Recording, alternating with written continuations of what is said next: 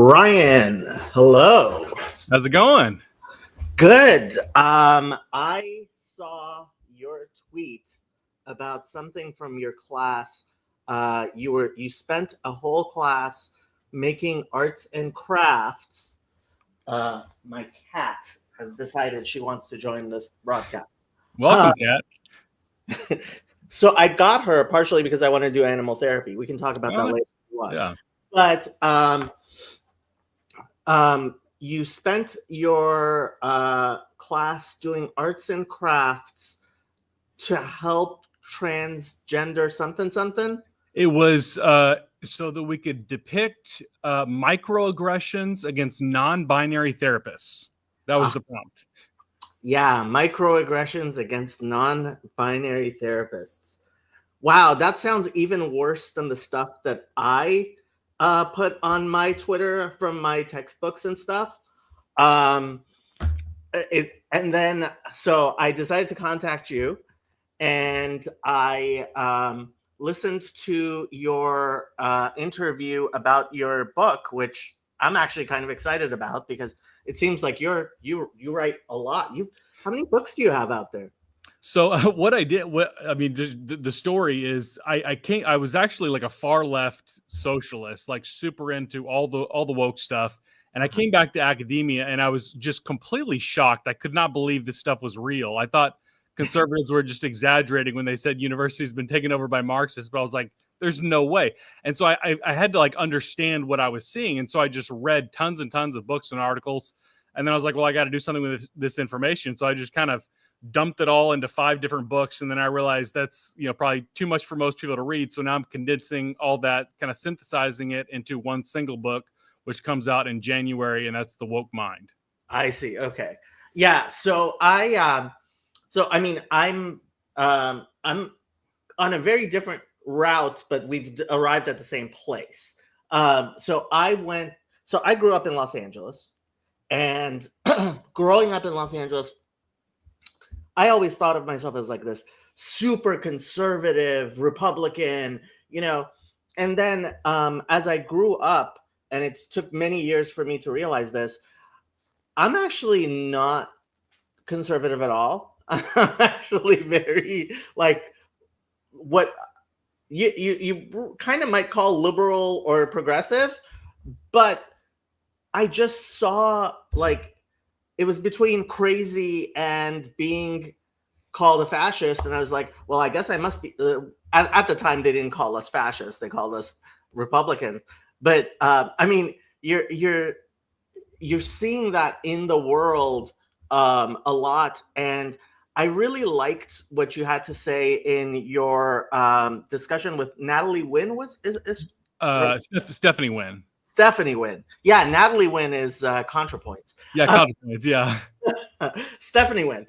I really liked what you said about being in class and saying, hey, I want to actually help people. And I don't see how we're actually working towards that. So I'm actually enrolled in 2 programs. I'm doing a substance abuse certificate, which is like not even an AA. It's an undergraduate level thing, and I'm also doing my master's of social work at the same time. And the reason I'm doing both of them is I need the master's of social work in order to get my license. The certificate, the professors are actually teaching us stuff that's like pertinent and vital and useful. And I heard you say a lot, in that your undergraduate work seems to have been far more helpful than your graduate work. Oh, 100%. Kind of on your point, I don't know if you know what a PRSS is. I think they changed the terminology. It's I think peer recovery support specialist. It's kind of, it's below a community college degree, but it's like a 3-day course, and then you get a certain number of hours. I had one of those like 10 years ago. Mm-hmm. And just from that 3-day course, I probably learned more about helping people than in 2 years of graduate school. And my bachelor's was in psychology, and it was incredibly helpful. It was very rigorous. I learned a ton.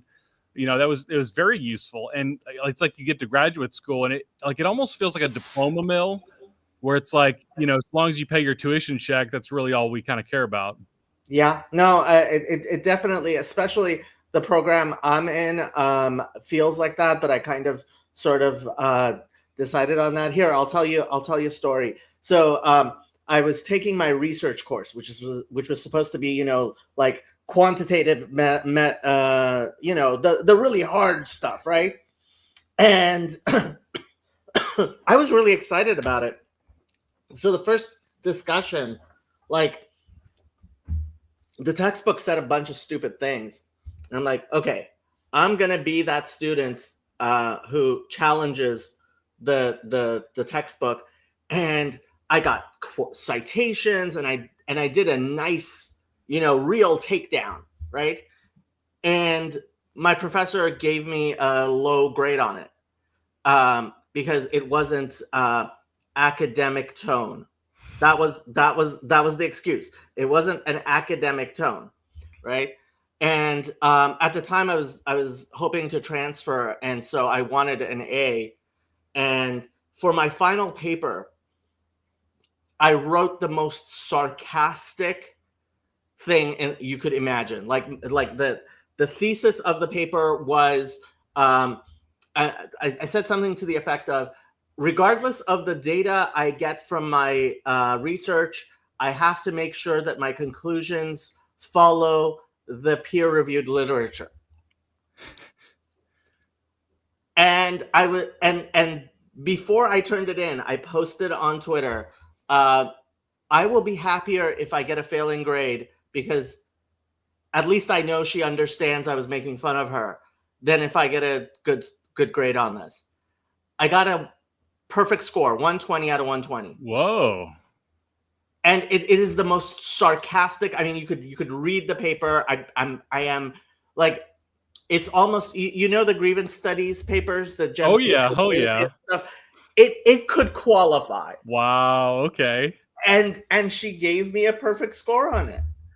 So I have a story about it was called research evaluation that I took in my first semester in grad school. And like, before, a little backstory, like James Lindsay from the Hoax Studies. Yeah. So I read his book called The Marxification of Education.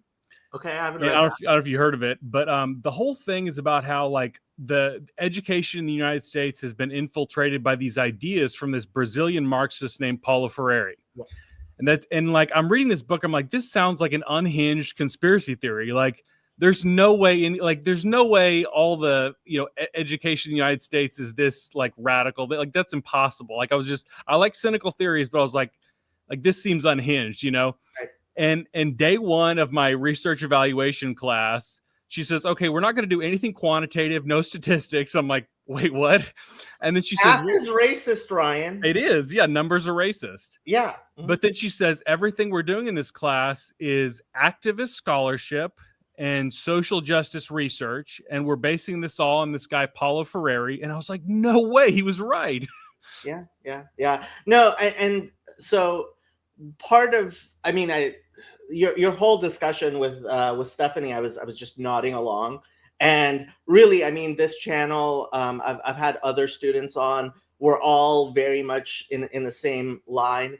Unfortunately, I've found a lot of people who were professionals have left the profession because they have seen, I mean, it is very hard to explain to people in ways that doesn't make you sound like you're a raving lunatic how insane the entire mental health industry has become.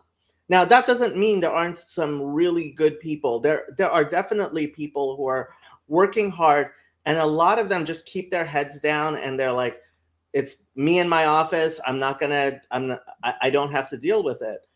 But part of what I'm hoping to do with Fountain of Comfort, which we can talk about if you like, is help usher in a new model and help bring together people who, there's a lot of us. I've seen very different things I know you know Benjamin Boyce.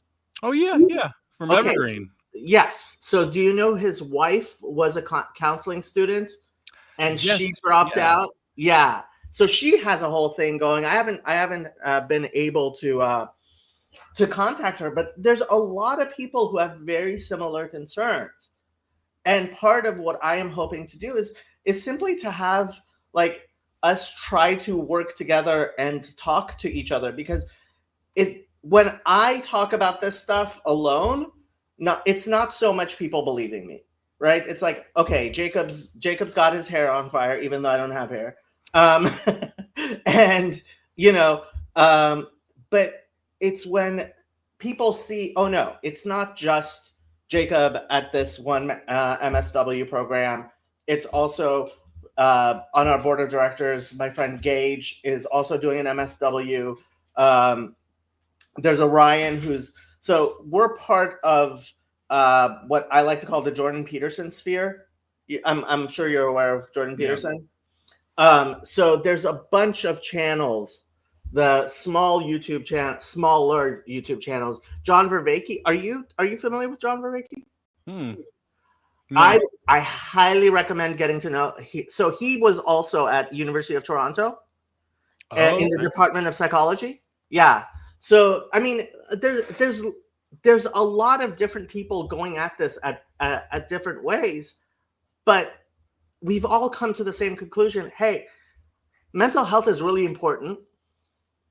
Science is actually useful, and we should go back to the scientific principles of doing mental health. And one of the things your book seems to really highlight is, did you read Coddling of the American Mind? Oh yeah. Haidt and Lukianoff. Yeah, Haidt and Lukianoff.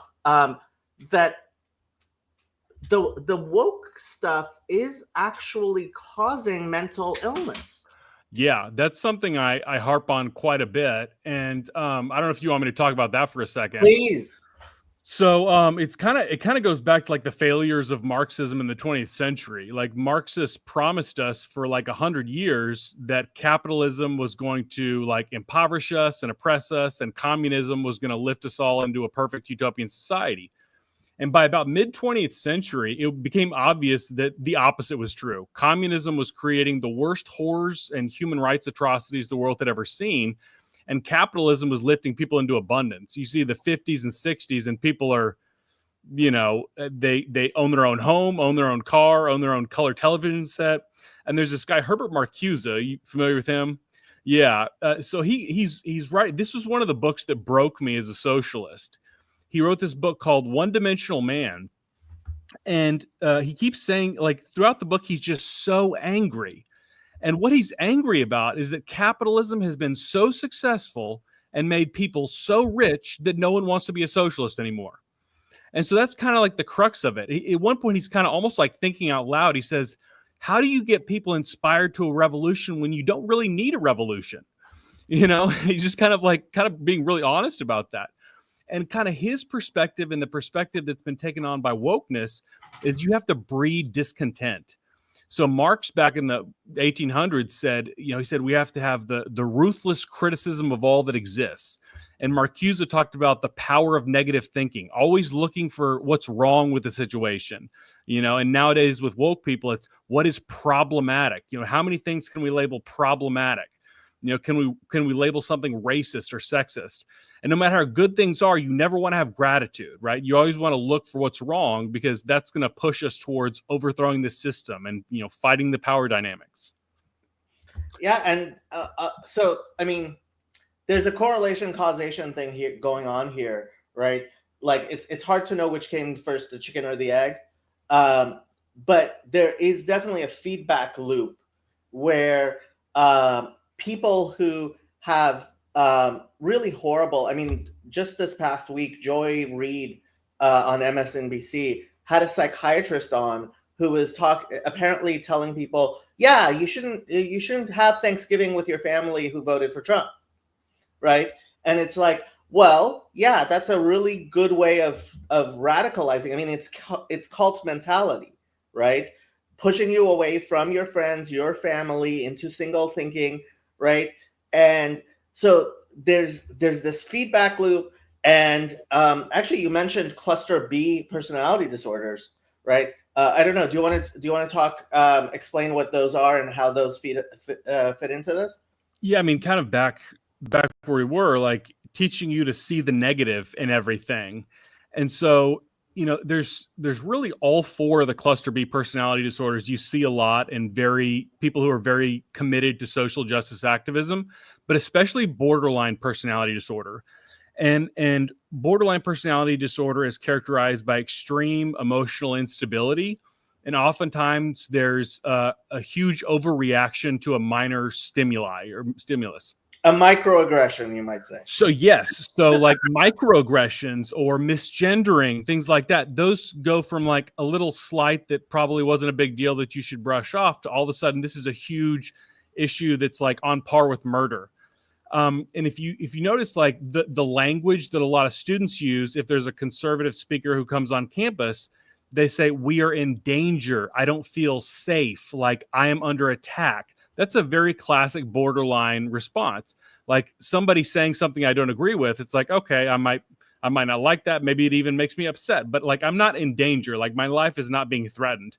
But because of that, like instability that's been caused, that's how they see it. Right. Yeah. Yeah. I mean, okay. So, I mean, you're identifying this. I think a lot of people are identifying this. Certainly, even Jonathan Haidt, although I think he's still very much in the establishment. I don't think he has his hair on fire quite the way I do, certainly, and certainly not the way James Lindsay does. Yeah. There's a lot of people who are talking about this stuff.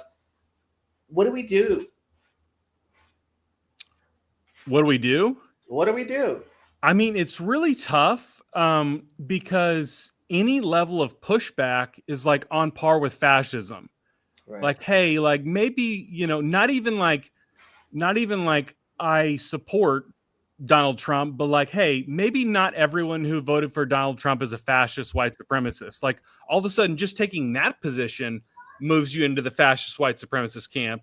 And you're threatening people's lives, and I don't feel safe around you. Like we instantly jump there. So it's so hard to even begin that conversation.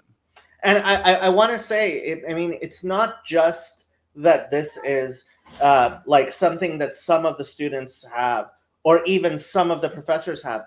Like my textbooks, I remember first class, the introductory class in my Master's of Social Work class, first chapter was basically a history of social work, and it was a recent book. I think it was published in 2022 or something. Very recent book. It included the election of Donald Trump, and because it used APA format, it uses inline citation. It wasn't even like a footnote or something. So inline, it said something about the Trump administration. I forget what it was. You will never believe the citation. The citation was Huffington Post. Huffington Post. It wasn't even an article in the Huffington Post. It was Huffington Post term Trump administration. The citation in your textbook?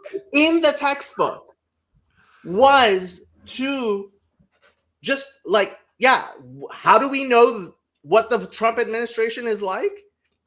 Well, look up what the Huffington Post had to say about the Trump administration. And I was like, this isn't even a footnote. It was in the actual text. I have it on my Twitter somewhere where I tweeted this out.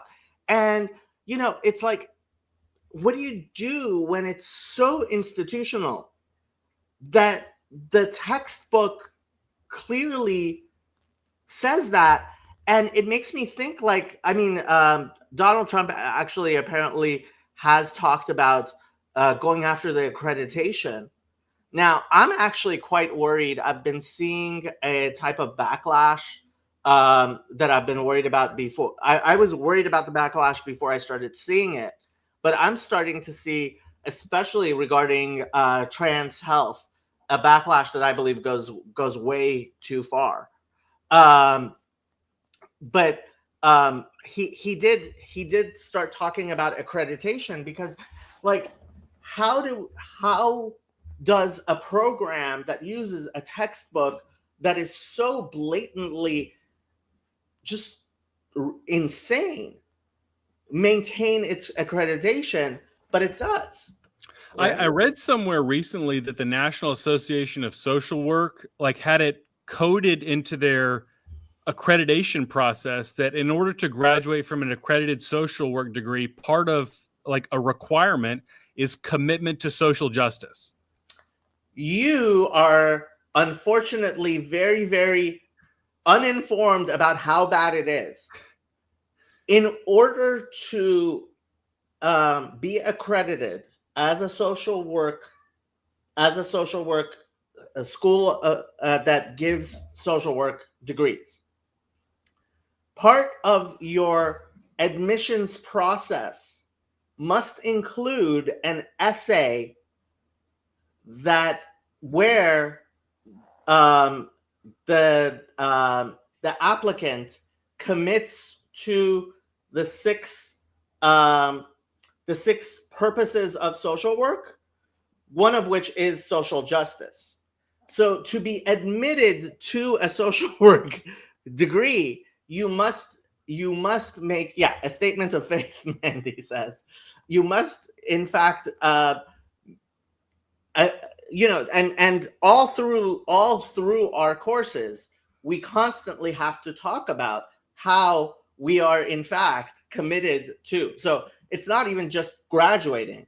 In order to get into the program, in order to maintain good status, what I found to be really insane. So there is a Christian Association of Social Workers. Not being a Christian, I never joined it. But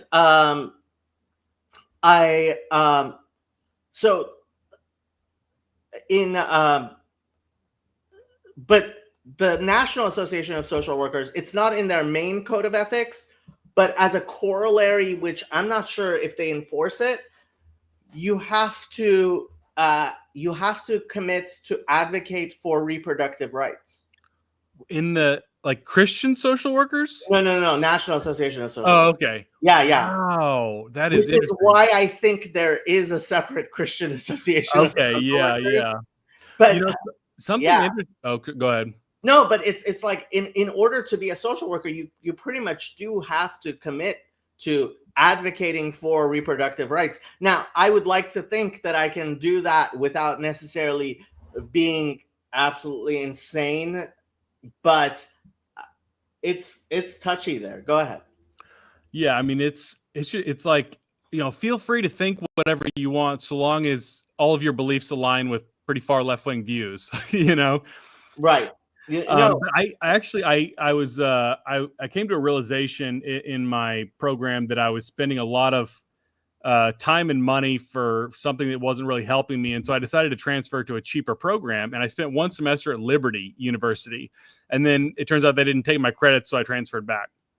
But at Liberty University, which is, I consider it one of the like most conservative Christian schools in the country, and in their Masters of Counseling program, it is the same type of DEI stuff. Like after you finish each course, you have to take like a self-reflection test, like to rate your progress. And one of the things is like on a Likert scale, like 1 through 7, rate your commitment to justice and equity. And it was bizarre to see that at Liberty. Okay, so let me make all of my Christian friends mad at me. I think there's a lot more truth to wokeism is just another form of Puritan Christianity than a lot of people want to take stock of. I mean, I'm a Christian and I 100% agree with that. Like have you read John McWhorter's Woke Racism? I've read parts of it. I didn't finish it, but That's yes, that's a big part of his thesis. Is this is just it's basically the new secular religion, and it is. it's a fundamentalist religion too. Yeah, it is. It is basically Puritanism without any redemption arc. Yeah. No hope of salvation. Yeah. No hope for salvation. Yeah. And so yeah, that's one of the things that I've noticed even in the Christian schools like Liberty. And I did look into that. And unfortunately, I have to say, I mean, I think even Yeshiva University with their Masters of Social Work, Yeshiva University is an Orthodox Jewish university, very highly ranked. The thing is that I think the American Psychological Association has so much been co-opted by a lot of this woke theology, right? That I don't see how you can really escape it. I think a lot of people do after they graduate. They go into different methodologies, but I think that the coursework is all very postmodern. Yeah, I mean, like saying I want to be a counselor who doesn't subscribe to wokeness would be like going into a church and saying I'm a Christian, except for instead of praying to Jesus, I pray to Satan. Right. You know, like it's so just fundamentally offensive to them, like that you would it's like you would choose evil to not support every single thing in like the woke ideology. Like no matter how absurd it is, like I don't know if you're familiar with the WPATH files and the Cass report. It's like it is just brutal and gruesome to read what they're doing to children, and you cannot object to that because gender affirming care is the only thing that religion allows you to believe in. Have you looked at WPATH 7? We're on WPATH 8. Oh, right? Standards of care. Yeah, they're standards. Yeah. Do you know about like the circular referencing? Well, yes, I do.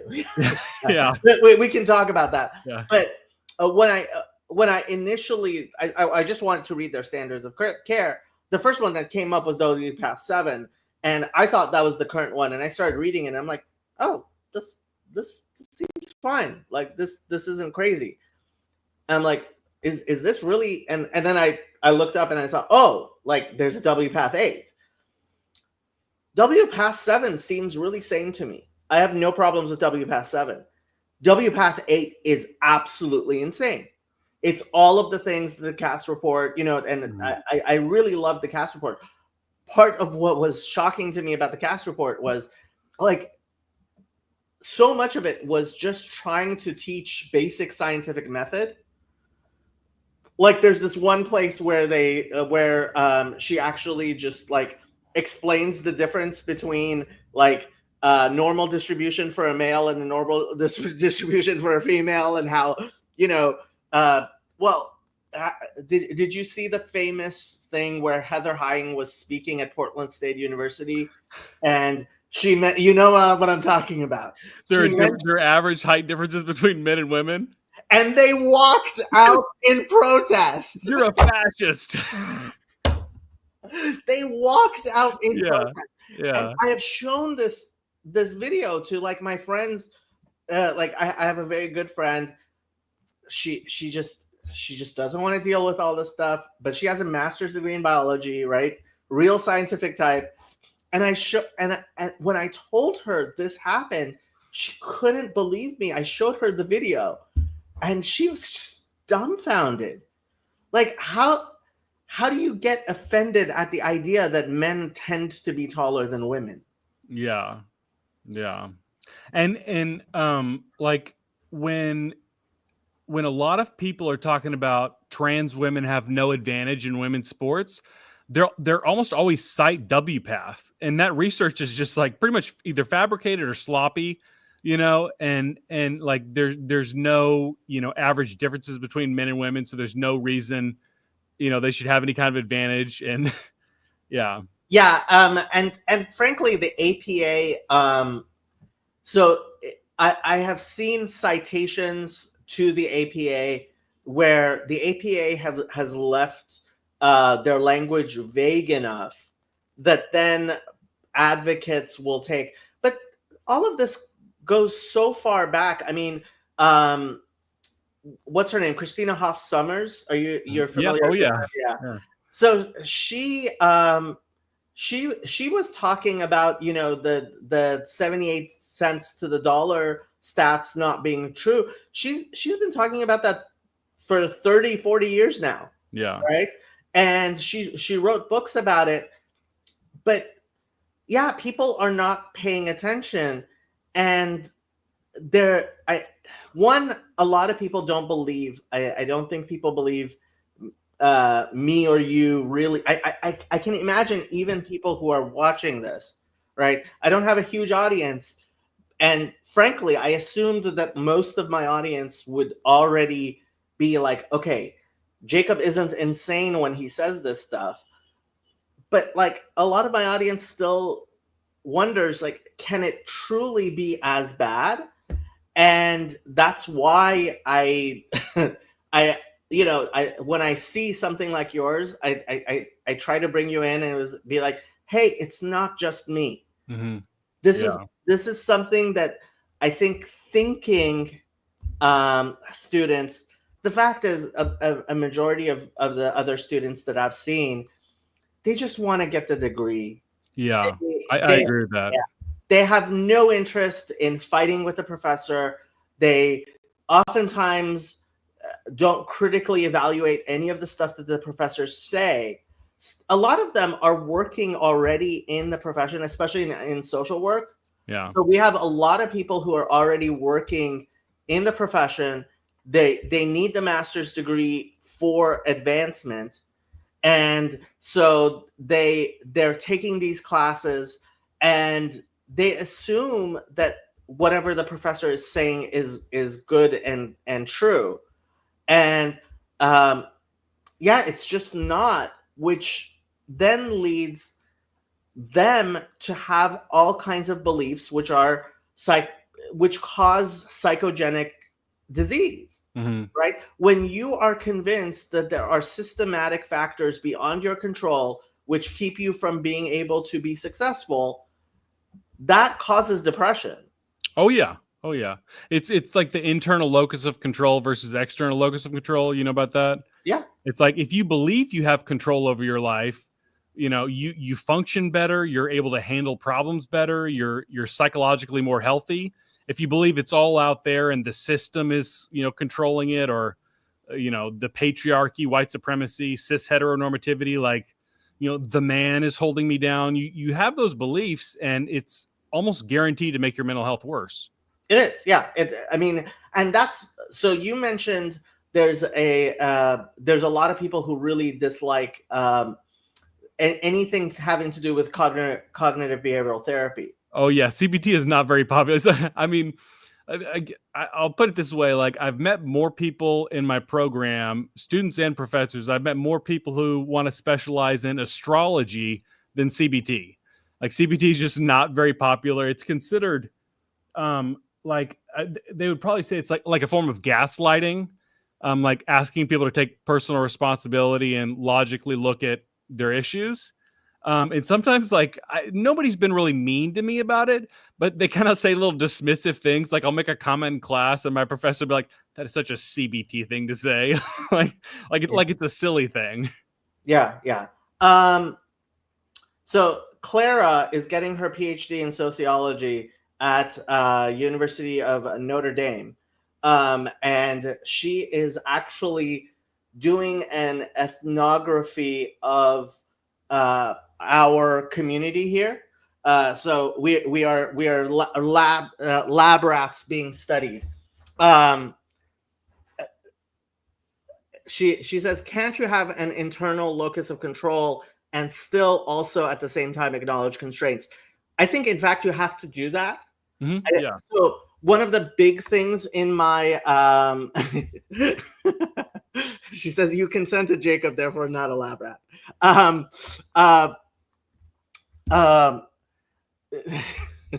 Okay, I have to. Young God says ethnography is the first step towards eugenics. Yeah, I do believe, whether or not Clara knows it, she's mapping us out for nefarious interests to come and destroy us. But we still love you, Clara.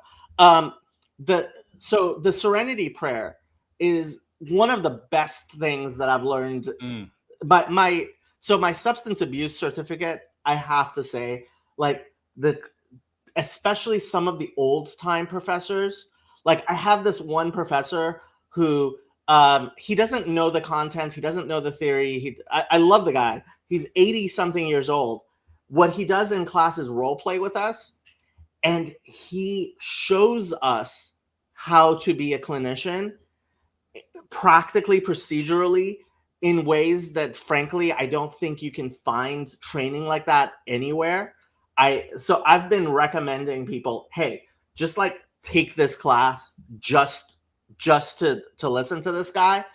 But the so the Serenity Prayer, God give me the strength to change the things that I can, the grace to accept the things that I cannot, and the wisdom to know the difference.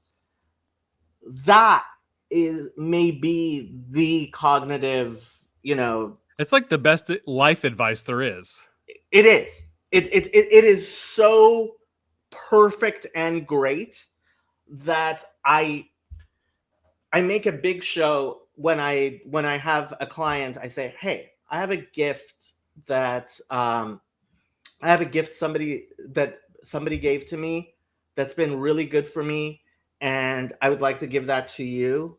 Would you be open to that? So that, I walk them through it, and I make a ritual of handing the prayer to them, and helping for them to make it their own. I say, different people have different religious, and some people like different words better. How would you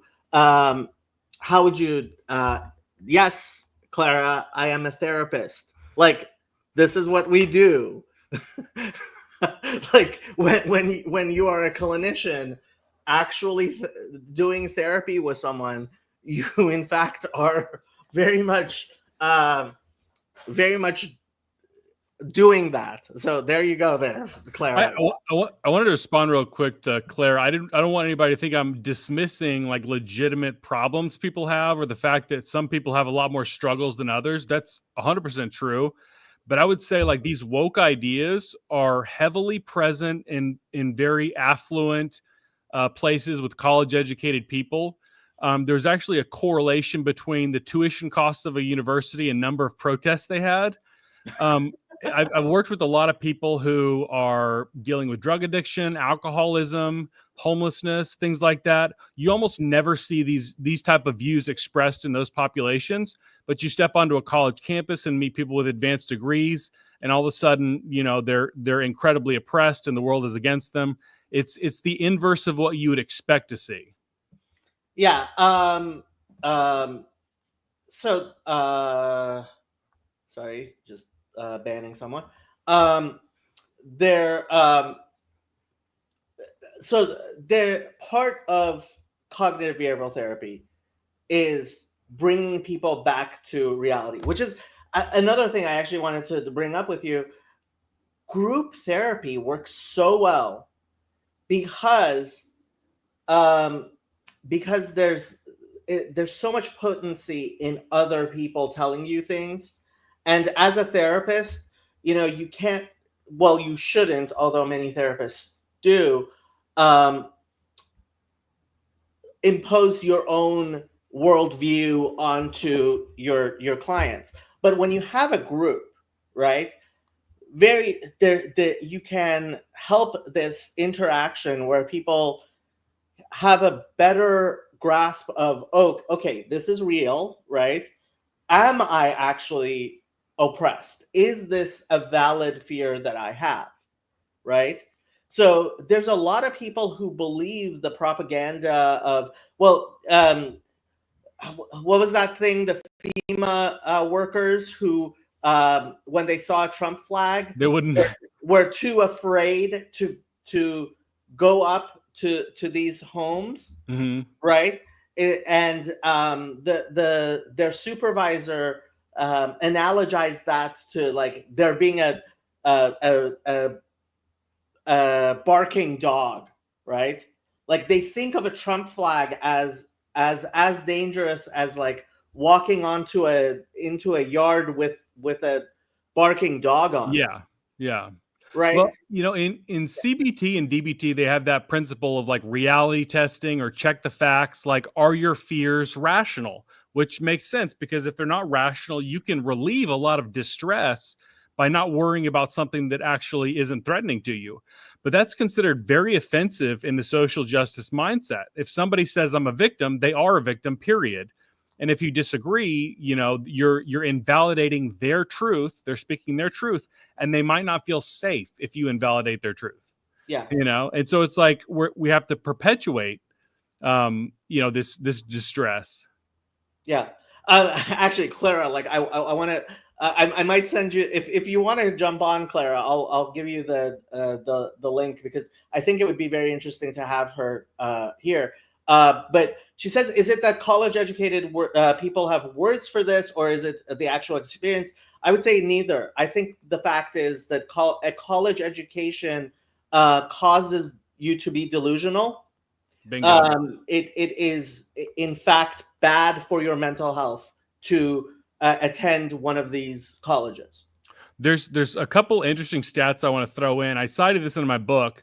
So one is Black Americans who have a college degree are significantly more likely to describe themselves as victims of racism than Black Americans who don't. And so you'd assume that the ones who have a college degree are more privileged, but they're also more likely to describe being a victim of racism. Also, there's a strong correlation between a woman's number of degrees and the likelihood she says she's a victim of sexism. So there's like an inverse correlation of what we would expect to find, where like someone who's actually having more hardships would see themselves as more oppressed. It's actually the opposite. And their real life experiences. Yeah, I mean, the fact is, I think this type of indoctrination, which I think most of our high level universities engage in, right? They are. I mean, it's a psychological hysteria that is being taught, and it's incredibly debilitating. I mean, when you teach, especially young girls, and this is part of the problem of rapid onset gender dysphoria affecting so many young girls. When you teach a girl that once she grows breasts, she can expect to be raped, which is basically the message we give to so many girls. Why does it surprise us that there's so much anxiety and so much of a desire to have breast binders and to have puberty blockers, right? You're literally terrorizing little girls. Even aside from ROGD, we're giving women way more distress than we need to. You obviously should be like alert and aware, and of your surroundings, so that you don't go into a situation that could be harmful or dangerous. But we're sending this message that we live in a rape culture where rape is incredibly common, and all men are either rapists or they're contributing to rape culture. But basically, all men are dangerous. When you instill that mindset, you're creating like a paranoia that gives people way more distress than they need. And you tell them that if they talk about their experience, they will not be believed. That their family will not be supportive. That people will blame them. People will shame them. All kinds of things like that. And that, in fact, like it's a self-fulfilling prophecy. The enfeeblement of women that supposedly feminism does is just amazing to me. If I had a daughter, the first thing I would teach her, you've seen that thing, God made man and women, Colt made them equal, right? Like I would definitely, I am in favor of mandatory concealed carry for all women. Women should be all adult females should be required to carry a gun at all times, right? Like that would reduce the number of rapes like you wouldn't believe, certainly stranger rapes, right?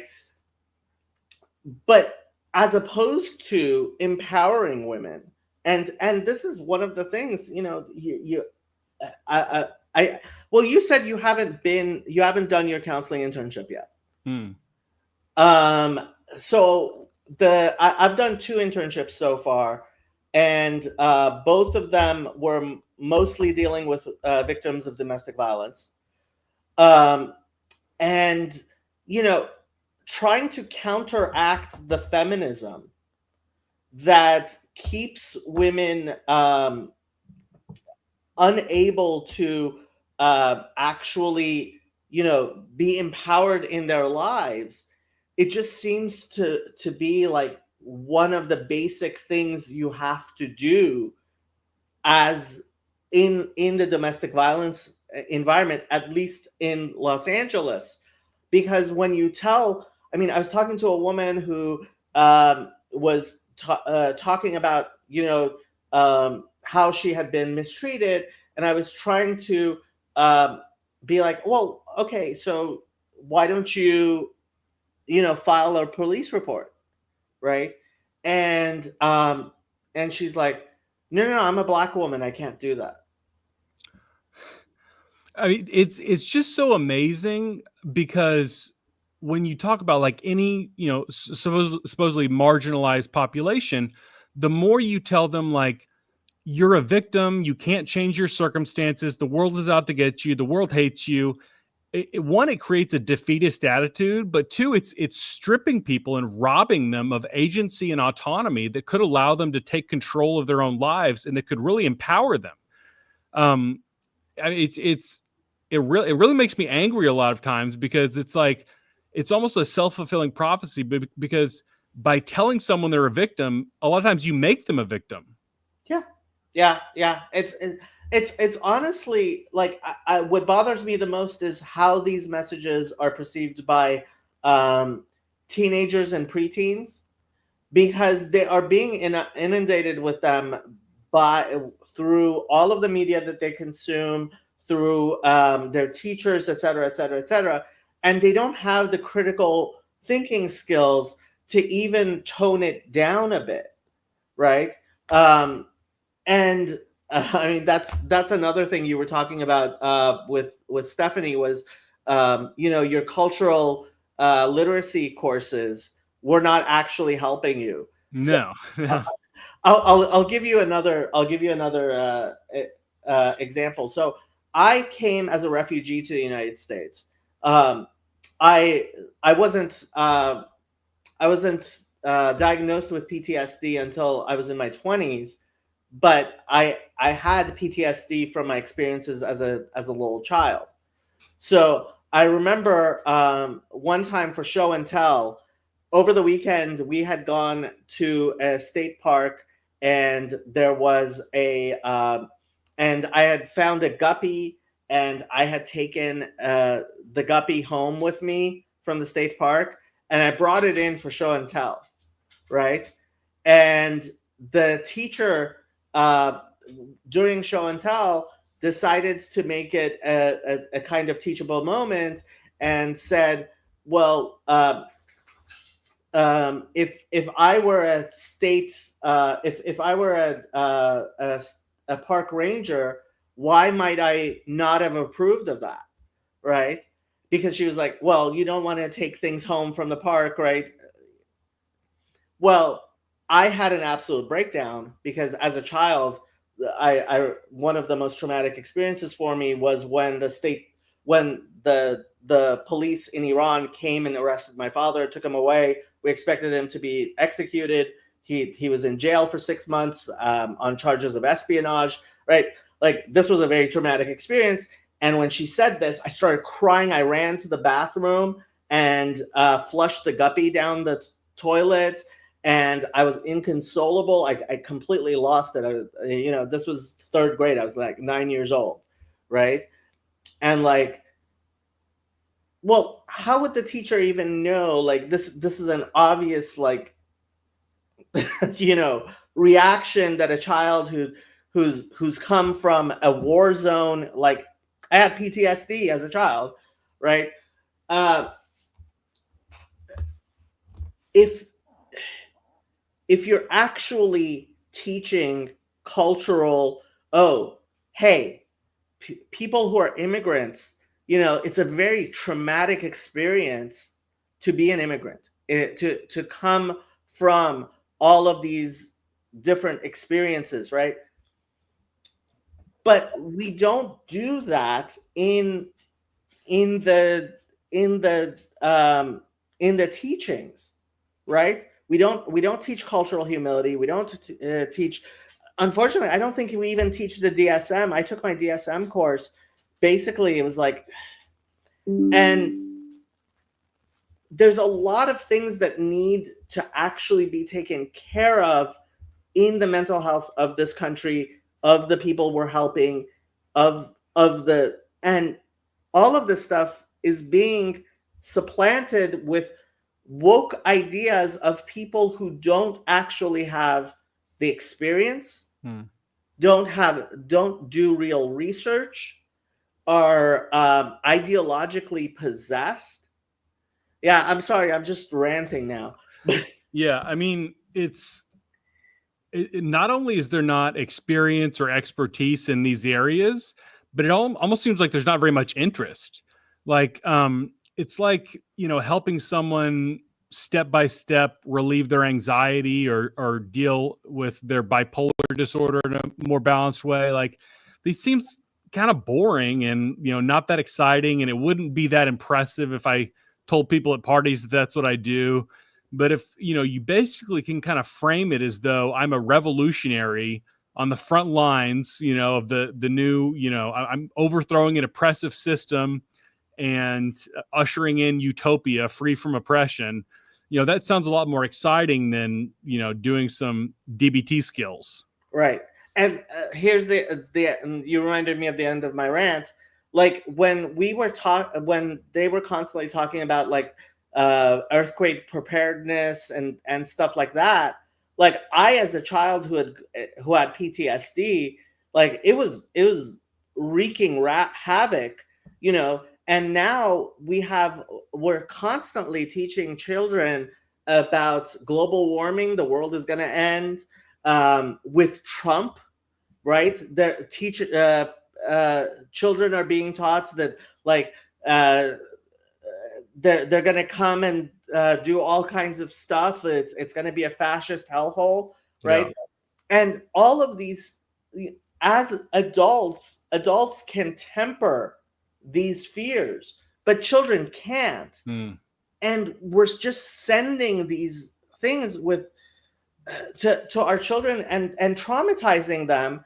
And then we wonder why, when they get into college, like, we have such a high anxiety rate. All the graphs that Jonathan Haidt has been doing about child health, especially for little girls. Oh yeah. Yeah. And have you read or heard of Michael Schellenberger's Apocalypse Never? Yeah. I mean, like, climate change is real, but we're dramatically overselling how bad it is. And it's true of a lot of things.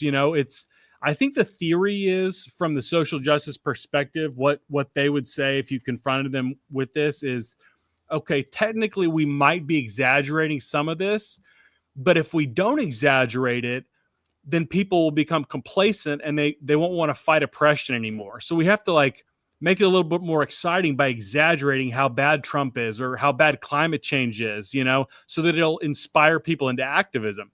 But what actually happens is you lose credibility. And it's like, if you lie to me about that, I'm not going to believe you on anything. And now you've got, like, a whole crisis of, like, legitimacy in America's institutions, where people don't trust, science or the media, or, like, people are not trusting anything. It's like, well, if I can't trust you on this, then I'm just going to go to some conspiracy theory website, And then what you end up is, when people like you and I go, hold on, there's a crisis in the mental health field.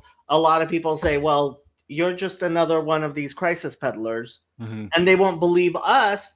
And I can't blame them.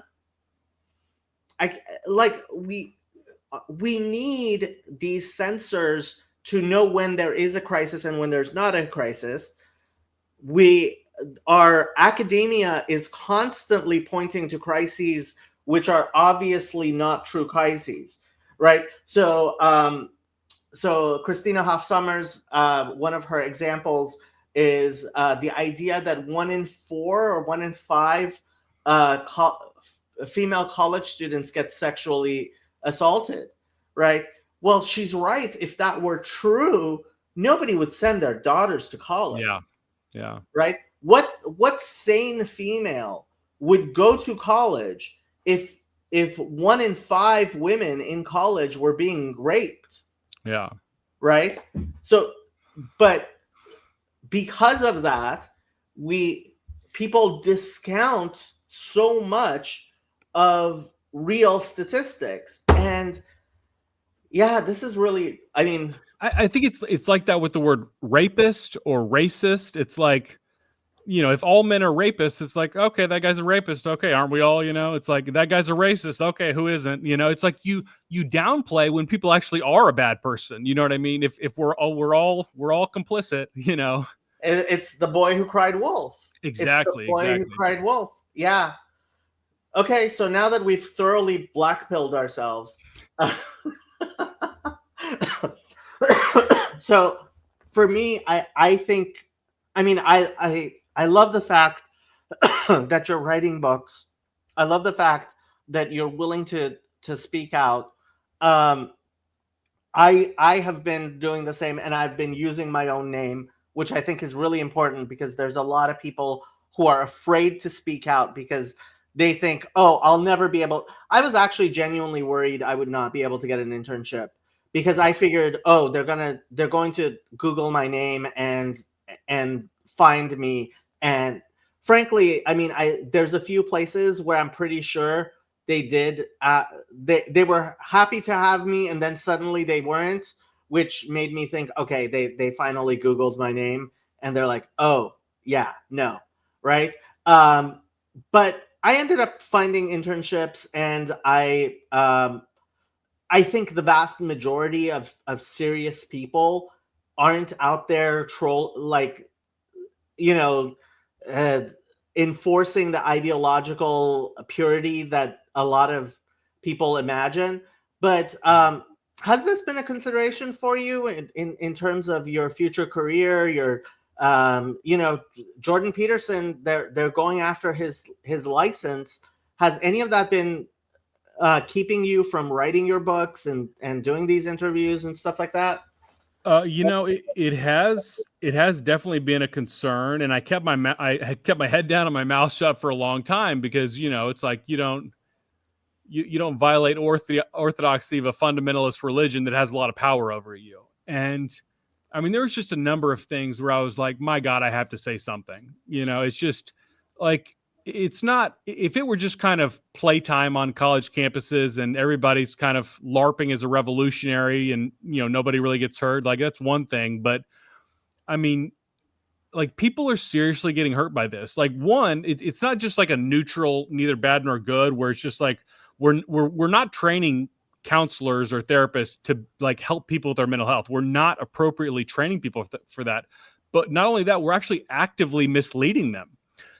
Like we're leading people to like do therapy in a way that actually harms people, like with this social justice mindset. And so I was like, I have to say something. And I am concerned. Like I'm about to finish my last course before practicum.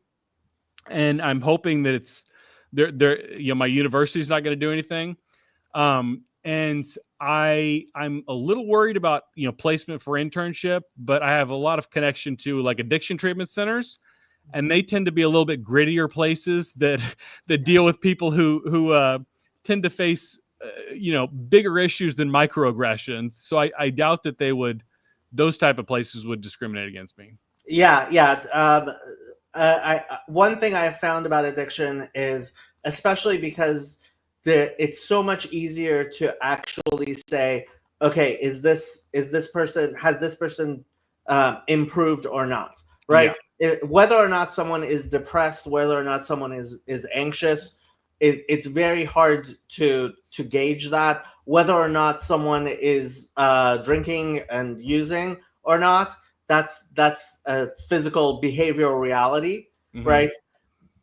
And so that's actually kept behavioral that my substance abuse courses, the books tend to be so much better than the books in my master's degree.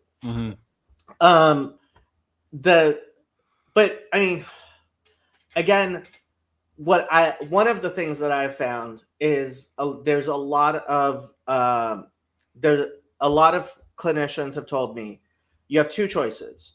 You can work very hard with clients who really need a lot of help for very little money, or you can make a lot of money helping people who have no psychological problems with their first world problems. That's so true, though. It's so true. I feel like a lot of people in my program, including professors, have basically, like, not in that clear of terms, but basically said, I want the easiest clients who pay the most money. Like, they'll say things like, oh, I never take like a client with alcoholism or addiction, or like, I would never take a schizophrenic. Like, they want people with, kind of like people come from the nice side of town, who are going to come regularly and pay regularly, Yeah, no. I mean, when someone brags about having a client for 10 years, it just makes me think, 10 years weekly, what are you even doing? Right? You're just, I mean, this is just a paid friend with confidentiality.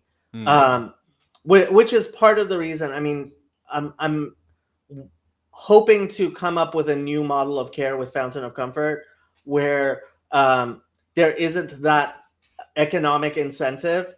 So we'll see if it works. But the hope is that people who have been helped by Fountain of Comfort will donate to it in a pay forward type of way. So it'll be a matter of gratitude as opposed to keeping people. Because look, if you have a well-paying client, you have very little incentive to end therapy, right? I think the person who's receiving therapy is not the person who should be paying for it. Oh, that's really good. Another point I want to add that's like on a similar note is that there's another perverse incentive in therapy. Like, kind of in business, you hear the customer's always right.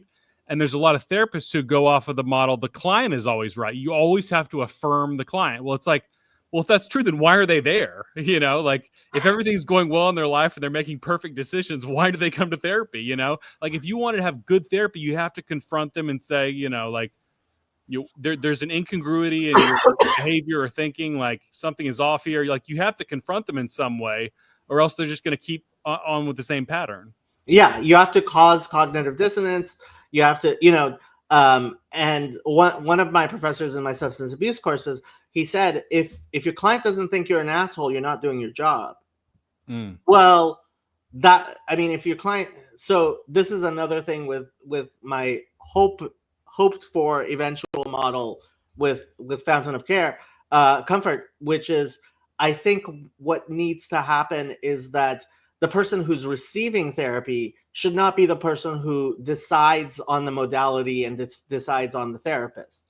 Right now, we shop for our therapist, and it's like, I'm sorry, if you're the one who needs therapy, you're not the one who should be choosing what kind of therapy you need and who the best person would be to provide you with that therapy. But that's not the model we have. If somebody doesn't like their therapist, they will switch out, which means you end up with a lot of affirming therapists who are not who may in fact be feeding back your dysfunction to you. Yeah, I think there's also very different stakes depending on the client you're working with. If you're working with a client who is like right out of the hospital because they overdosed on heroin, like, therapy is extremely important. It's like it's a life or death thing. If you're working with somebody who's there because they have PTSD because Donald Trump got elected, it's like you can kind of do whatever you want because it's not really a serious thing. Yeah, yeah. It's so sad. I mean, it's like a lot of people have asked me, okay, Jacob, if you have all of these complaints, why are you going into this? Why are you doing this? So, Ryan, with all of what you've seen, why aren't you running out the building? Yeah. So my background, I'm personally a recovering alcoholic and drug addict, and I had a really rough go of things. And in the process of recovering, a lot of my friends, both friends, back from when I was using, and then friends that I met in recovery, a lot of them relapsed, and a lot of them died of heroin overdoses and fentanyl. I've seen a lot of suicides as well, and that like really crushed me as a person. It really broke me for a number of years to watch that and watch just all my support group, all my friends, community, people who are like the closest people in my life, just watch them just die and just they're gone.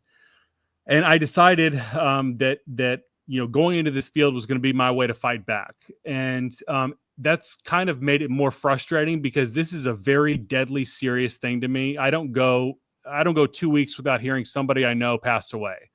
And it's like the faster I can get through here and start making a difference, it's going to be a big thing.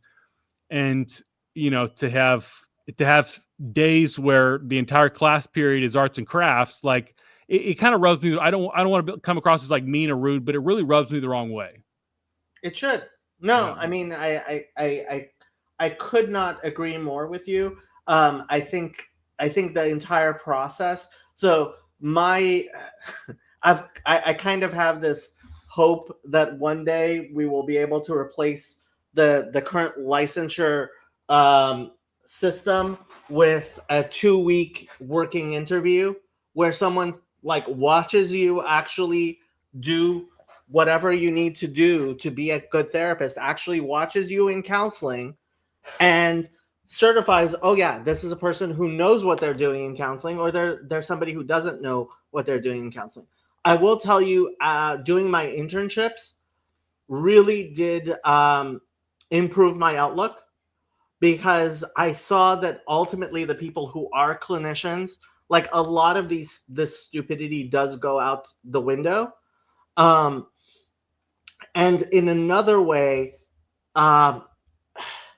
this type of theoretical framework, while it's obviously bad and wrong, will often help you deal with people who are they are so broken, like coping mechanisms, giving them some capacity to actually understand or have some coherent way of understanding the world in terms of, okay, look, let's do some crafts, right? Like that actually works, especially with someone who like there's nothing else they can do. Mm-hmm. So I do a lot of live streams, and people show up who obviously have really serious problems. I was talking to somebody a few days ago, and repeat customer, obviously has deep problems, and like came on and started just talking gibberish, right? And because he wants attention, he doesn't know how to talk to people in ways that like actually are fulfilling in any way to him. Mm-hmm. And I saw behind him he had artwork, and I broke the pattern by talking to him about artwork. Right now, this is a deeply broken person who cannot talk to human beings in a normal way. And yeah, a craft like that can be like, and I've seen it in in shelters and stuff. Yeah, art therapy, like it's much better than some people might think. At the same time, like, you have to put that in that frame. Look, if you're talking to somebody who is just completely incapable of expressing themselves, completely their sense of self has been shattered in such a way that they may even become catatonic, right? That's not how you treat somebody who's healthy and mostly healthy, but has a case of severe depression, possibly, or anxiety, right? And we don't seem to have those distinctions. I will say that in all of my classes, it never was arts and crafts framed as like teaching us art therapy. It was for us, for the graduate students, whether it was playing with Play-Doh or using markers to color in a rainbow or stickers. It was for the graduate students, and we've never learned anything about like art therapy. Actually, it sounds like it could be useful.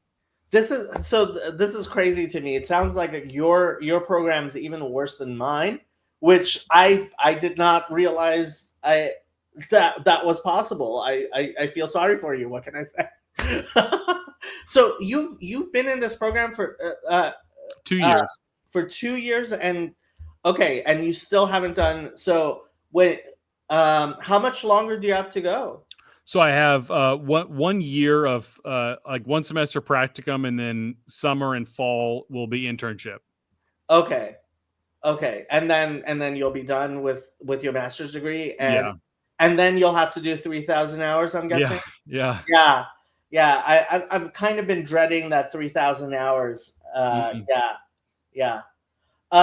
So what do you hope to do once you graduate? I mean, what's gonna end up happening? My ideal would be to get a job in an addiction treatment center. Okay. So Okay. that's been my goal for like years now. Okay. Clara says, was arts and crafts on the syllabus? It just doesn't make sense. I mean, I don't think it was on the syllabus. This just kind of like this has happened in a number of classes. But the syllabus itself is interesting because like it'll list like key skills you need as a counselor. And one of them is always like advocates for policies that push equity. It's like you have to have like those political views. Like since you bring up syllabus, like that's in the syllabus. Like you have to have those political views. Yeah. Which, I mean, it goes back to accreditation. How do these accreditation bodies function? And when talking about abuse facilities, the accreditation bodies, at least here in California, they are so dysfunctional. It's really hard to see how this industry has become so dysfunctional, except for the fact that, look, a lot of people who get involved in the mental health field do so like I did, and it sounds like you did.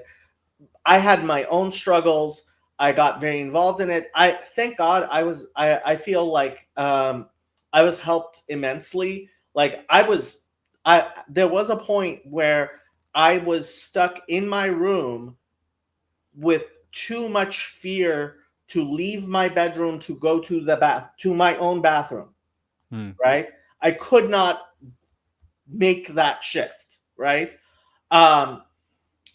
So like serious problems, right? And I like to think I'm at least a little functional now. Hopefully I don't seem too crazy to people. But I am functioning now, thank God, right? And so I do believe that mental health is actually worthwhile and able to help people. And I have seen the devastation that mental illness, especially, I mean, it is genetic, and I've had a lot in my family, and a lot around me. And so I have a commitment to the field. Would it be better if the field was able to keep people who don't have that type of commitment, who don't have necessarily the experience?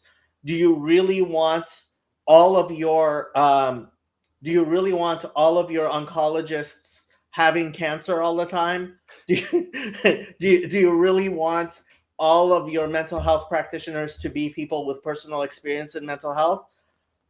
There's definitely, like, without getting too much into standpoint epistemology, yeah, life experience can help, can inform that experience.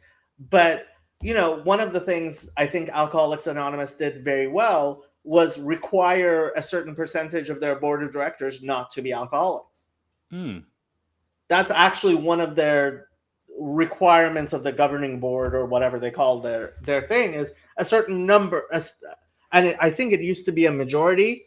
They recently changed it so it's not a majority for woke reasons, which I think is a mistake, but we'll see.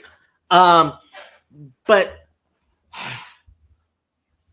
I think part of the reason this field has gone insane is because so many of the practitioners have their own struggles, which is understandable.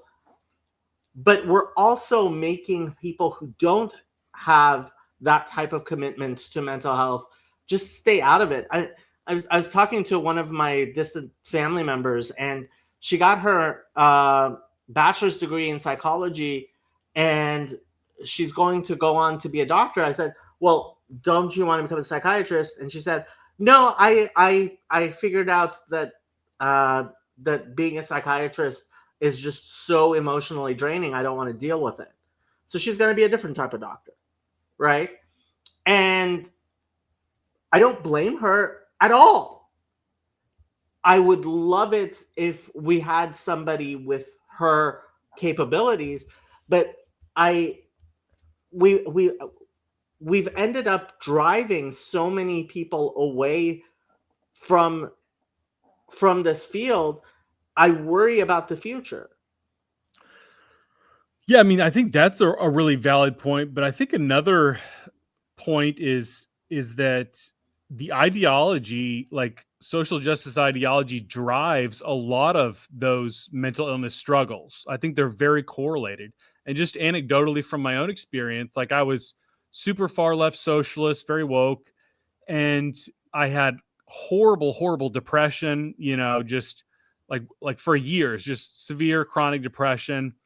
And there was like this correlation between when my political views started to become more moderate and less extreme, and when my mental health started to get better, and I feel like I think that's true of a lot of people. Yeah, I heard you talking about this stuff on Stephanie Wynn's, which I think I included it in the description. If I didn't, it's on. No, I don't. I didn't include that video. It's worth watching that video. But did you listen to Anna Kasparian talking with Chris Williams recently? No. So he asks her, why are you changing so much in your views? And she totally tried to discount it, but started talking about how she's been in therapy. Yeah. I mean, if you hold the worldview that the world's about to end due to climate change, orange Hitler's in the White House, like the white men are out to get you, like at all times, like if you tell people this like nonstop, just constantly, like don't be surprised when they have like anxiety, paranoia, like high emotional distress, Yeah. I mean, it's a joke. Leftism is a mental disorder, but I mean, Chris Rufo has been talking about having cluster B politics, and this type of. So Jordan Peterson had a wonderful quote. Let me see if I can find it. He said, mental health is the harmony of your existence in relationship to the future and other people. And I thought this was such a great I especially like that word harmony, right? Mental health is the harmony of your existence in relationship to the future and other people. Because it's been really hard to get a good definition of mental health. Hmm. And the disharmony that we're seeing in our communities, we're seeing in our politics, I think is a form of insanity. Mm-hmm. And so, yeah, it's I don't know when it's going to get better. Yeah, I mean, I'm optimistic long term. I think I'm pessimistic in the short term because the people who are most committed to the ideology, the true believers, are in positions of high power. They're college administrators and professors. They're people working at corporate HR departments. They're government officials. Like these people have a lot of power right now. But I think we've passed peak woke in the society as a whole. And I think what's going to turn a lot of people's minds is just like, does it work? So like with therapy, like telling someone, like a lot of these postmodern therapies, or like telling people that you're a victim, or just affirming everything the client says. Like if people go to therapy for 5 years and don't get better, and then they hey, my friend over there went to this different therapist and they started getting better, like maybe I should go see them. And like turns out they're doing things that work, that actually value helping the client get better, and telling the client they're wrong sometimes. Like I think the proof is in the pudding, and like eventually people are going to say like, do I want something that works or something that makes me affirm my political views? Yeah, I just wonder how well that feedback mechanism works in our current situation. Um, do you think the election is gonna help with that? With like mental health, With people realizing that woke isn't the way forward? so the majority of people I think have already decided that. I think that's what that was one, like the economy and wokeness were the two things that elected Donald Trump. But there's like this, and there's a lot of liberals that are, I don't know if you know, like Lee Fong, you know who that is? I've heard of him. Yeah. He's a progressive journalist, and he's like, hey guys, like we can do some progressive economic stuff, but we got to stop being crazy on identity politics. And people just dogpile. There's a bunch of liberals and progressives that are starting to say stuff like that, and they're getting dogpiled. But like the true believers are they're fewer in number than they used to be. They're still very vicious, and a lot of them have a lot of power, but they're fewer in number than they used to be. And so I think in terms of like, is this going to shift? I think there's a lot of people that are going to question a lot of things that we assumed. Stephanie Wynn, I was on her podcast. She's like, big on don't transition your kid. Let's do therapy. Let's talk this out. And there's a lot of people saying, hey, maybe we should reevaluate stuff. What we're doing is not working. All the detransitioners speaking out, like Chloe Cole. Like there's a bunch of people. It's like, okay, like there's a lot of people like me who can say, you know what, I was wrong. I was way off, and I'm sorry about that. Let's do something different. And there's a lot of people starting to say that. I was hoping the Cass report would make a bigger splash than it did. I was glad that the New York Times, but it seems to me that partially what kind of has to happen is the New York Times just has to die. Like, I mean, to some extent, I think people now realize that Joe Rogan is more influential than the New York Times, which they didn't. Nobody would make. It was hard to make that argument. I believed that. But we do need our institutions. I mean, Joe Rogan, I don't want Joe Rogan to be more influential. Joe Rogan doesn't want to be more influential than New York Times. Like, I think Joe Rogan is really cool to like interview a presidential candidate, or, talk to some, conspiracy theorist or something. Like he's like a chill guy to talk to. But like, I want institutions that have professional journalists, professional editors, professional fact checkers. The problem is like none of those are like committed to the facts. Yeah. Our institutions, I mean, this is one of the things I keep on emphasizing is we're going to need new institutions. We're going to need to have a way of training therapists that we can. So one of my hopes for Fountain of Comfort is, in fact, that we will eventually, because people constantly ask me, okay, Jacob, I want a therapist who's actually going to help me. For myself, I was like, okay, how am I going to find myself a therapist that I can trust? Like, unfortunately, and did you watch the Matt Walsh interview with Jordan Peterson about this stuff? No, I haven't. Okay, that one I would say is particularly good for somebody who is a counseling student, because Walsh, while I think being completely ignorant and wrong about the stuff he says about mental health, was pressing Jordan Peterson, who knows this stuff, about things that need to be dealt with by professionals. And one of the things he said was, okay, let's say I do want a good psychologist. How do I find one? And Jordan Peterson gave him the most ridiculous answer. It was off the cuff. He said, well, find yourself somebody who was a good research psychologist from a top university. It's like, my dear friend, you think like that's what, like, first of all, how many people can afford that? Second, like, if that's your criteria for a good therapist, like, and so one of my hopes for Fountain of Comfort is that eventually, or hopefully somebody else will do it if I can't do it, have some sort of certification process where, yeah, we will have a directory. And I've seen there's a directory of Catholic therapists. There's the Christian Association of Social Workers, et cetera, et cetera, et cetera. Unfortunately, I don't find those listings to be very credible at all. Can we take a 1-minute break? I got to go to the bathroom. Is that okay? I will take a break. Yes. Okay, cool. Okay. I am going to take Ryan off so that he can take his break, and let me try to catch up on some of these comments. Sandy, you've been writing very long comments, which I cannot thing. Lots of stupid parents out there. Big problem, Lily says. Parents trust the experts.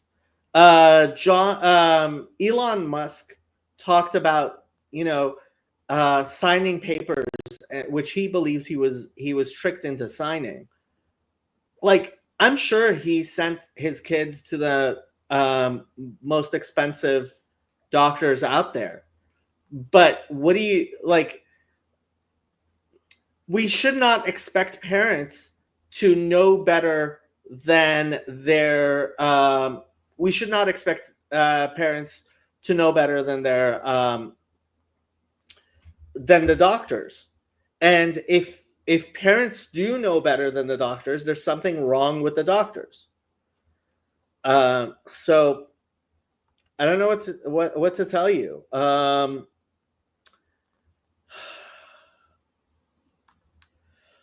So basically, the issue is that woke teaching is in schools and mental health agencies, so has access to those most vulnerable to its influence. I think there's a lot of damage being done to society there's a lot of damage being done to society, and until we can return to sanity in our mental health professions, I don't think we can return to sanity in society. We've been going for an hour and a half, and I've been hitting you with all kinds of questions. Did you have any topics you wanted to bring up? Any questions? Anything you wanted to specifically talk about? Anything like that? No, I mean nothing we haven't already covered. Okay. Your book is coming out in January. Yes. I'm assuming you self-published it. Yes, on Amazon. Okay. What so what makes you think you have something important to say, and B, that people should believe you? That's interesting. So I guess you could pull the lived experience card Okay. is one. So we just, my personal story of my transition from radical left to moderate, and seeing like how toxic and irrational a lot of this stuff is, and also how it's not actually doing what it's supposed to do. It's supposed to be helping, the most vulnerable people. And actually, if you look at vulnerable people, like, poor people, working class people, a lot of like racial minorities, like if you start to like look at the polling data on these populations and like how these policies affect these populations, and they're hurting people and they don't want this stuff, and you look at like who does want it, it's overwhelmingly affluent, college educated white people who are pushing this. And it's the complete opposite. It's like they're framing this as though it's this, movement from below, this uprising of marginalized people who are like crying out for justice.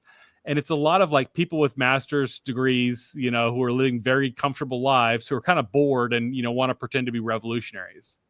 Okay.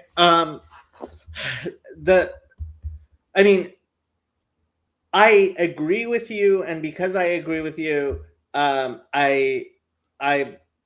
guessing I'm going to end up buying your book and reading it. Although the one reason I might not do that is I'm just guessing I'm just going to sit there and agree with you. At the same time, like, can I take your book to somebody who doesn't believe any of the stuff that the two of us agree with, who doesn't see woke as being a real challenge, and will it convince them? Is this going to red pill people? I would like to think I laid out a lot of rational arguments. I have a chapter on cancel culture, for instance, and the whole argument is cancel culture is not happening. Well, if it is happening, it's a good thing because it's only like powerful white men who are finally being held accountable. And I give tons of examples of, I don't know if you know Adolph Reed Jr. I don't. He's a black Marxist professor who was canceled by the Democratic Socialists of America because they asked him to speak, and he said he wanted to talk about economics instead of race. Like, and then you have all these, professors calling him right wing and, racist and working for the capitalists. Like, this is a black Marxist professor. It's like, this is not exactly what like cancel culture was advertised as. And I give tons of examples of, it's not what you think it is. Yeah.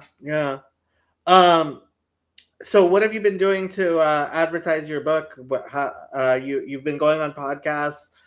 You went viral on Twitter, which I've been hoping to do that for a long time. What else are you doing to for the book? I've been talking to various people, friends and family, and reaching out to different people online, and stuff like this is huge for like book promotion, definitely. Yeah. Have you been seeing a lot of fellow students agreeing with you or changing their minds? Or to be honest, like when students talk, like if they hint that anything's wrong, it's in a very hushed voice. It's in a whisper. But I've definitely talked to a few students like, does something seem off here? Yeah. There was one, I was working on like a group project. It was just me and him, and we went to a coffee shop, and like he kind of leans in like under like real quiet. He's like, does this stuff seem like BS to you? So that like I definitely know there are people who are like, something's off here, but like I don't know how many, because like you're pretty much required to keep your head down. Yeah. I mean, that's one of the things. So on our website, I created a forum, and there I have my Discord server, and I've been trying to make this channel a way of getting students to be able to talk about these things. Part of the problem is people are worried, especially, and once you get your master's degree, you start doing your 3,000 hours, like then you have a stake in not having what happens to Jordan Peterson happen to you. And in California, where I am, it's much more likely that suddenly the state licensing board is going to crack down on you than I would hope in Texas for you. But even in Texas, I'm not sure that that's not a consideration.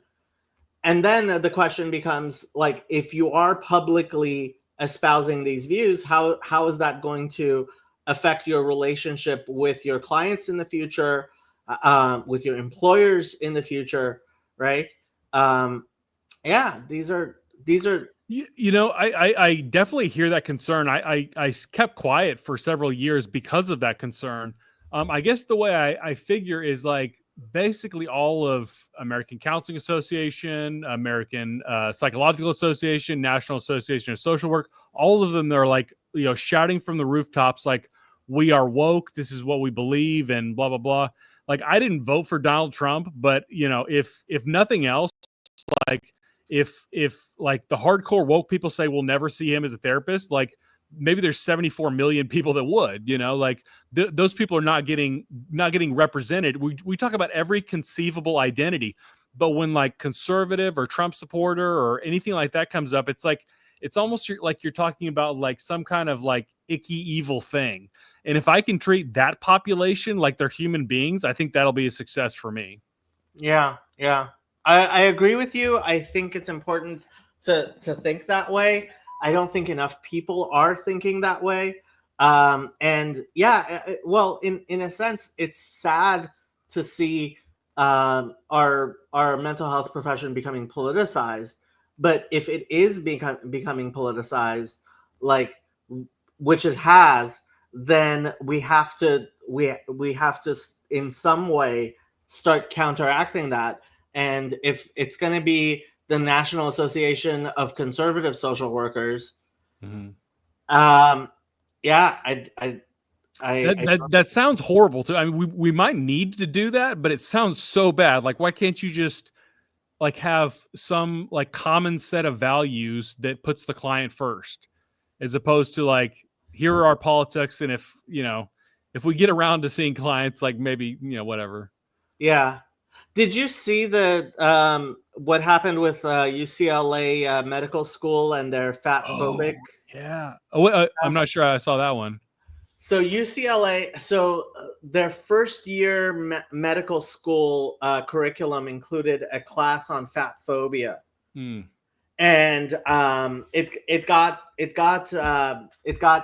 leaked out, and a lot of doctors were absolutely aghast that this was being taught at UCLA Medical School because it was clearly anti-scientific. Yeah. Right. The crazy reaction that RFK Jr. is getting as Health and Human Services Secretary, like, it's like UCLA Medical School was teaching that there's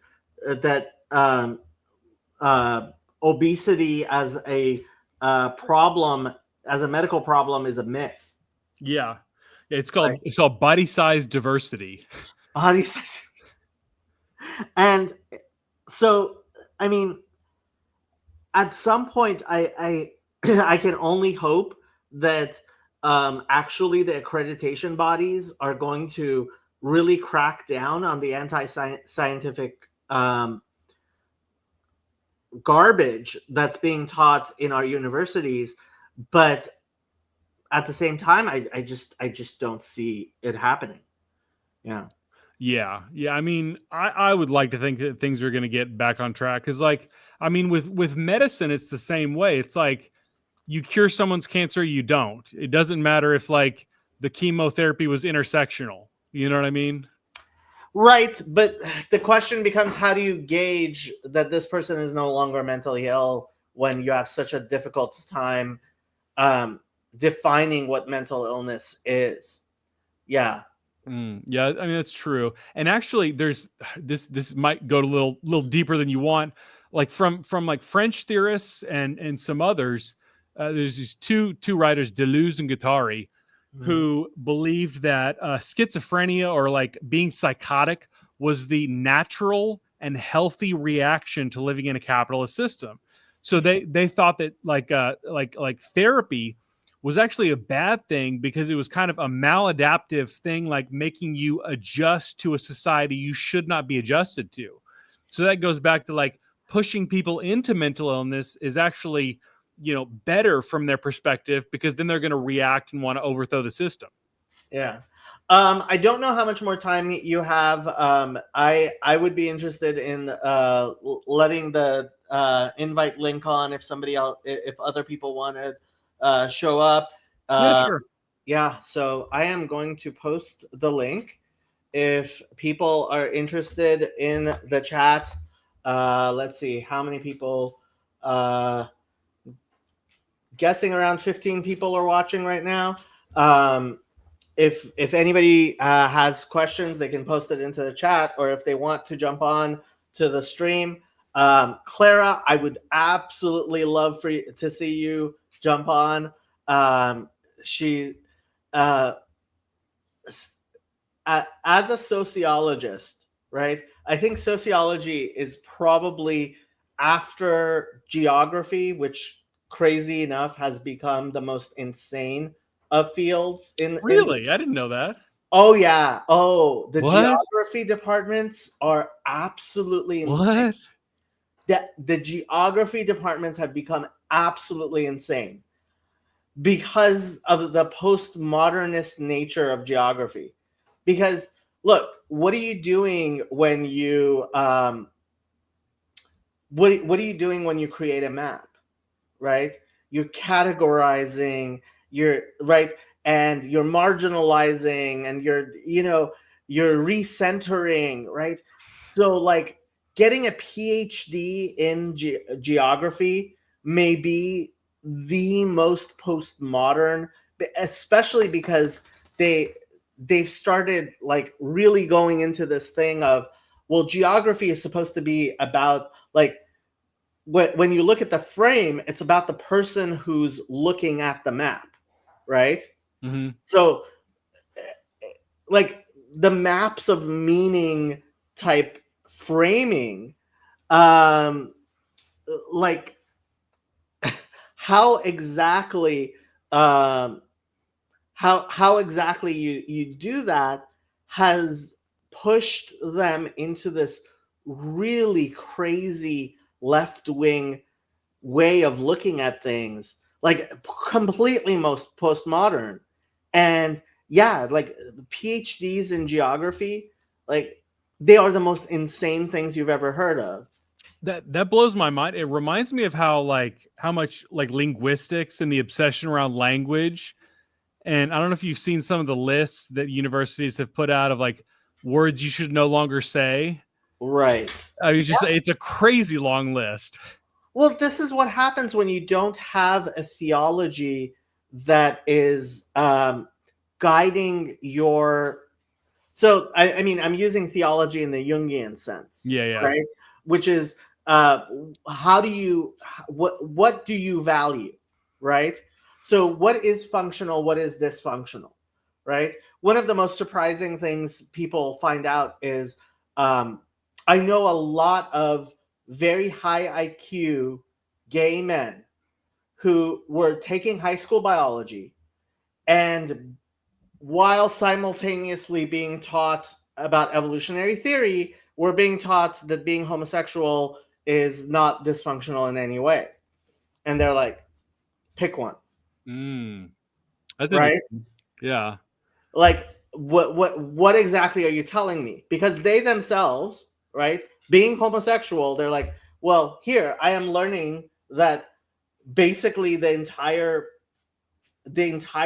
point of life and existence is reproduction, right? Mm-hmm. And a homosexual orientation is the definition of evolutionary dysfunction. Yeah, I don't know if you're familiar with like the evolutionary psychology debate around that, but they've been tossing this around, trying to figure that out for decades now. Well, I mean, there's a lot of ways in which you can explain it, but all of those ways require you to have an understanding that's not the type of individualist liberal ideas, right? So, I mean, Catholic priests and nuns who are celibate have a real function in society, right? So like having people who, especially, I mean, one of the my pet theories is having men who are not easily manipulated sexually by attractive women might actually be something that society just needs a small number of men who just cannot be manipulated sexually by women, right? That's one of that. There's a lot of evolutionary psychology places you can go, right?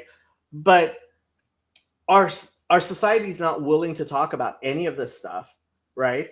And as a young man, right, you're just being gaslit, right?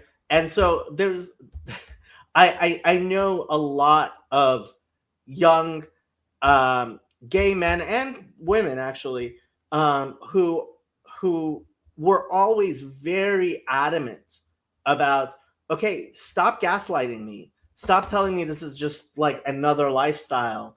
There's obviously something going on here that you're not willing to actually pay attention to. Yeah. um do you think woke is on its way out? I think we both said we hope, and you said well, I think with the population as a whole, like the population as a whole has swung hard away from wokeness. But the problem is, like, the true believers are in positions of power, like especially academia, and they're going to go out kicking and screaming, and they're going to make it very difficult for the rest of us. Yeah. How do the institutions that educate the educators play their role in this, whether overcoming it or doubling it down? Honestly, I think at some point we have to burn down a lot of these institutions. I heard Peter Thiel making jokes about neutron bombs on Harvard, right? Like how do we remove these institutions? I've talked about well, so I always have trouble saying this in ways people who don't speak Hebrew understand. So the Hebrew word is shibolet, but shibboleth, I think, is how. Yeah. Shibboleth. Right. So the story from the Bible is there was a civil war, and people from the tribe of Benjamin would say the word shibboleth differently than everybody else, and so they would. So during the Civil War, they made people say shibboleth, and whoever said it the wrong way, they would kill. Right. So this is the biblical story of the shibboleth, right? So the idea of a shibboleth is something like, okay, this is my password, right? Okay. So one of my proposed shibboleths was, we go through anyone who has used the term Latin X in their published works, and revoke their PhDs. I have to say something. I saw the absolute best tweet on X the other day. It was like, like right after the election, liberals were just like, "What in the world happened?" This one guy posted, "How did we lose the Latinx vote?" And I was like, "This is gold. I want to frame this tweet." That is how you lost the Latinx vote. That is precisely how you lost the Latinx vote. Yeah, this is. I mean, we've been saying this for Clara's not going to jump on. Thanks for the conversation, y'all. I'm gonna have to catch the rest another time. Reach out if you want to talk in January. Yeah, fine, Clara. Leave us. It's been very interesting that having an actual sociology PhD doing interest on us, because it's kind of like made us wonder. Like I think we've started defining ourselves a little bit better because she's around. But yeah, I don't know what to tell you. I will give you the last word. What was there anything you wanted to say before we wrap up? I would love for you to actually have any interest in a Fountain of Comfort, because I am trying to get counseling students who are thinking along the same lines, like talking to each other. Unfortunately, it for all the reasons we discussed, it's just it's very hard to make that happen. But it obviously does need to happen because mental health is important, and this type of stuff is really poisoning our society. Yeah, agree 100%. And I'd be interested in whatever, let me know some details on Fountain of Comfort, and I'd be interested. Cool. Okay. So good night, people. Please like, subscribe, comment, etc., and check out Ryan's stuff. I have his Twitter and his book and other stuff linked below. And bye, everybody.